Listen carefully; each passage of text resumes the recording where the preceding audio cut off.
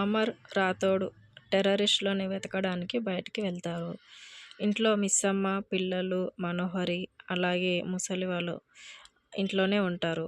అప్పుడు గుప్తా, ఆరు లాన్లో ఉంటారు. అప్పుడే టెర్రరిస్టులు ఇంటి బయటకి వస్తారు. సెక్యూరిటీ వాళ్ళని చూసి వాళ్ళకి మత్తు వచ్చే పదార్థం వాళ్ళ ముందుకు వేస్తారు. ఇప్పుడు సెక్యూరిటీ వాళ్ళు మత్తు వచ్చి కింద పడిపోతారు. అప్పుడు టెర్రరిస్టులు ఇంట్లోకి వస్తుంటారు. అది చూసిన ఆరు, అయ్యో ఆయన కూడా ఇంట్లో లేరు, మీరు మాత్రమే వాళ్ళని కాపాడగలరు అని ఆరు అంటుంది. అప్పుడు గుప్తా, మీరు అడుగునని మేము చేయవాలనన్నా మాతో పాటు మీరు యమపురికి వచ్చుటకు మీరు అంగీకరించవలెను అంటాడు.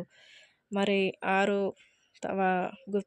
గుప్తాతో పాటు యమపురికి వెళ్ళడానికి అంగీకరిస్తుందా లేదా, అలాగే మరి తను ఎలా ఇంట్లో వాళ్ళని కాపాడుకోగలుగుతుంది, అదే టైంకి ఒకవేళ అమరు ఇంటికి వచ్చేస్తాడా అనేది మనము రాబోయే ఎపిసోడ్లో చూద్దామండి.